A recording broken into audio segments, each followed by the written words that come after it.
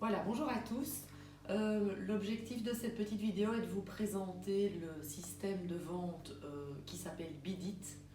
Donc Bidit, c'est une plateforme de vente en ligne pour les achats immobiliers qui sont encadrés par un notaire. Elle permet la réception d'enchères de manière électronique et vous avez donc la possibilité de faire une offre depuis chez vous sans vous déplacer physiquement. C'est une procédure qui est possible pour tous les types de ventes publiques, qu'il s'agisse d'une vente publique amiable, d'une vente publique amiable à forme judiciaire ou d'une vente publique judiciaire. Chaque étape de la procédure est accompagnée par un contrôle de notaire qui est chargé de la vente particulièrement. La sécurité de l'opération est donc totalement assurée en ce qui concerne les amateurs. Pour votre connexion sur le site Bidit, vous pouvez vous enregistrer en créant un compte sur le site bidit.be, donc bidit.be. Et donc vous devez vous enregistrer préalablement à la période d'enchère. Dans ce cas, dès le début de la période d'enchère, vous recevrez une notification qui vous indiquera que vous pouvez commencer à enchérir. Il est donc vivement conseillé de se connecter avant le début des enchères pour s'informer sur les conditions de la vente et prévoir une visite du bien préalablement. Afin de pouvoir enchérir, un candidat acquéreur doit être connecté sur le site. Il existe deux modes de connexion, une connexion simplifiée et une connexion renforcée. La connexion simplifiée vous permet uniquement de suivre les ventes, mais ne vous permettra pas d'enchérir.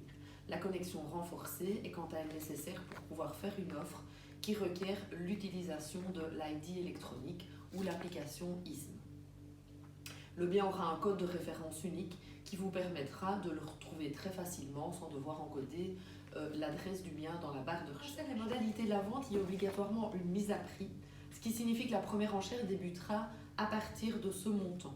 Le premier enchérisseur qui, à l'ouverture des enchères, offre un montant égal ou supérieur à la mise à prix reçoit une prime qui correspond à 1% de sa première offre, à condition que le bien lui soit définitivement adjugé et évidemment pour autant qu'il satisfasse à toutes les conditions de la vente.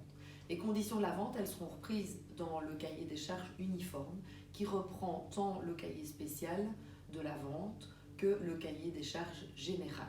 Celui-ci sera mis en ligne en même temps que les publicités relatives au bien, de sorte que chaque candidat potentiel puisse les consulter afin d'avoir une parfaite connaissance du dossier avant de s'engager. Il est primordial de consulter ce document afin d'être parfaitement informé de toutes les clauses et conditions de la vente. Ces conditions devront d'ailleurs être approuvées préalablement à toute enchère via une notification envoyée par la plateforme. Il ne sera pas possible d'émettre une enchère sans avoir accepté ces conditions préalablement. La vente ne sera pas réalisée sous la condition suspensive de l'obtention d'un financement par l'adjudicataire. Il est donc important de contacter sa banque préalablement afin de s'assurer qu'un financement sera bien octroyé pour le cas où vous deviendriez l'adjudicataire définitif de ce bien. Lorsque vous enchérissez, vous devez avoir la certitude de disposer des fonds nécessaires pour payer le prix et les frais ou disposer d'un accord de principe de la banque au sujet d'un éventuel crédit hypothécaire. Il faudra donc apporter la preuve de votre solvabilité dès le moment où vous émettrez une enchère. L'enchérisseur retenu ne pourra pas se désister de son enchère, même pas au motif qu'il n'a pas les fonds nécessaires, puisque les enchères sont considérées comme liantes. Je vous conseille donc de régler cette question avant l'ouverture de la période des enchères. Durant toute la durée de la période d'enchères, c'est-à-dire pendant 8 jours, le notaire est chargé de procéder à certaines vérifications, notamment au sujet de l'identité des candidats, de leur capacité, de leur solvabilité. Les candidats acquéreurs devront donc être à la disposition pour qu'on puisse effectuer toutes les vérifications et investigations particulières à cet effet. En ce qui concerne les régimes particuliers, les époux qui sont mariés sous un régime de communauté de biens ont besoin de l'accord de leur conjoint pour acquérir un bien immobilier. Cependant, il n'est pas possible d'émettre une enchère à deux sur le site Bidit. Seul un des époux pourra donc enchérir en ligne et devra alors rapporter l'accord de son conjoint au notaire dès le moment où il enchérit. Lorsqu'un enchérisseur déclare être marié, un message signalant que l'accord de l'autre époux est requis dans l'hypothèse d'un régime de communauté sera directement envoyé par la plateforme électronique.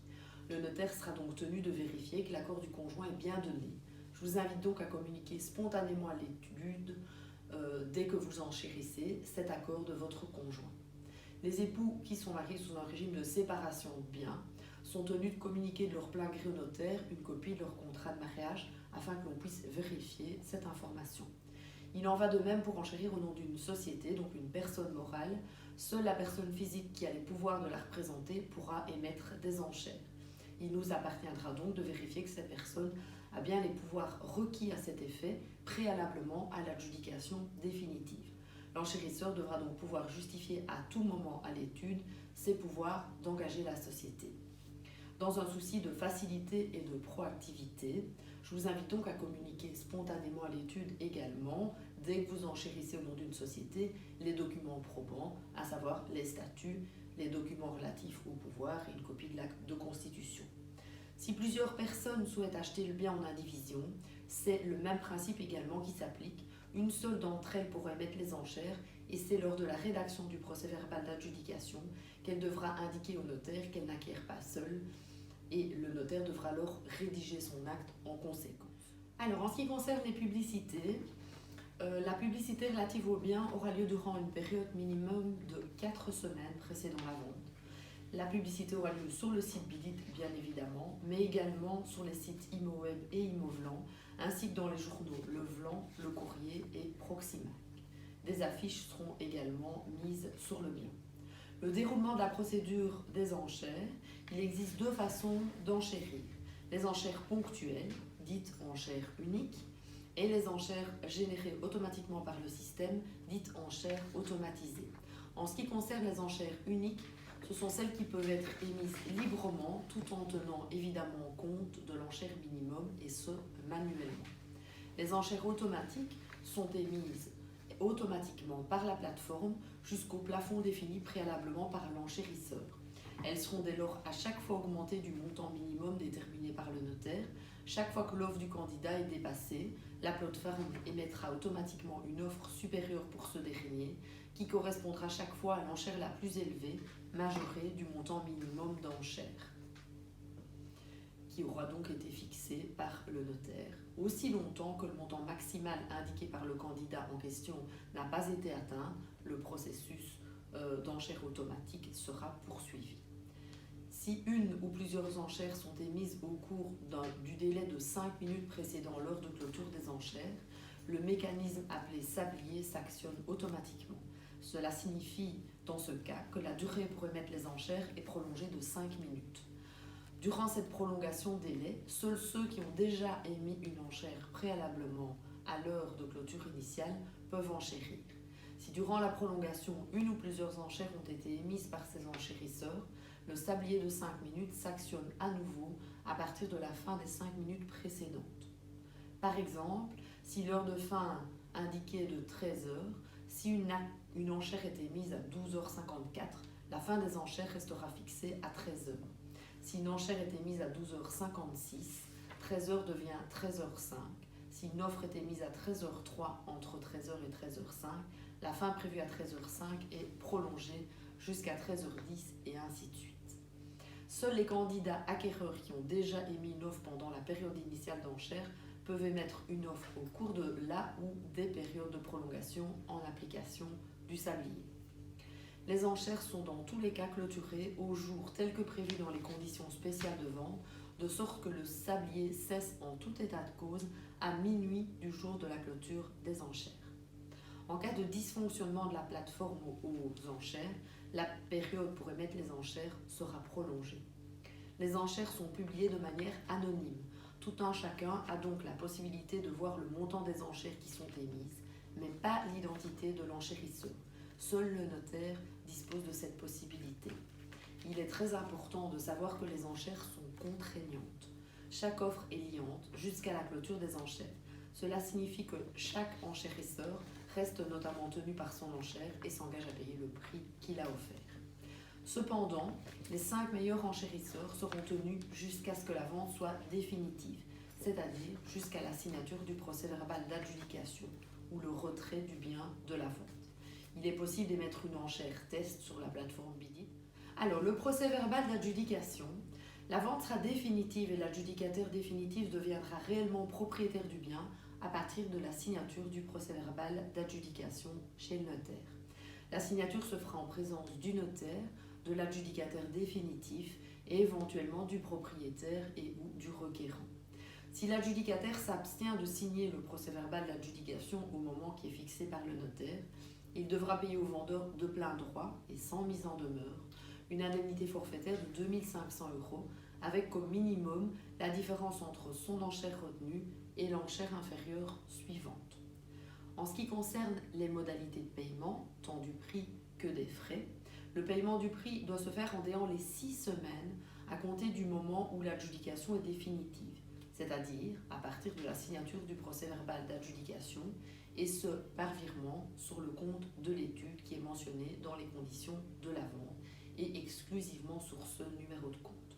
Les frais, droits et honoraires de la vente sont à charge du vendeur, et ce, moyennant une participation forfaitaire de l'adjudicataire.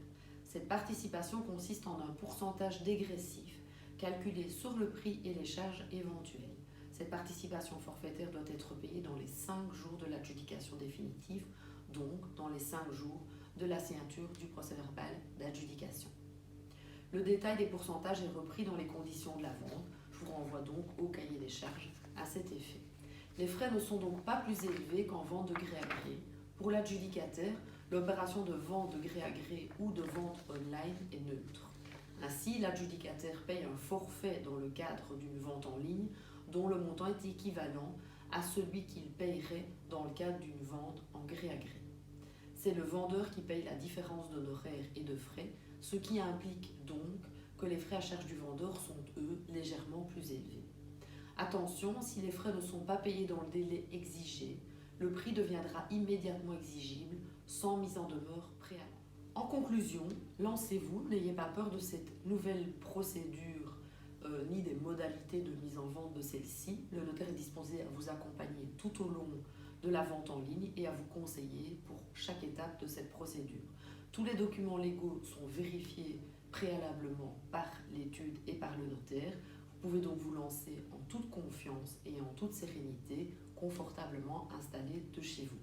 Pour toute information supplémentaire, je vous invite à consulter les conditions de la vente qui ont été mises en ligne sur le site Bidit, www.bidit.be.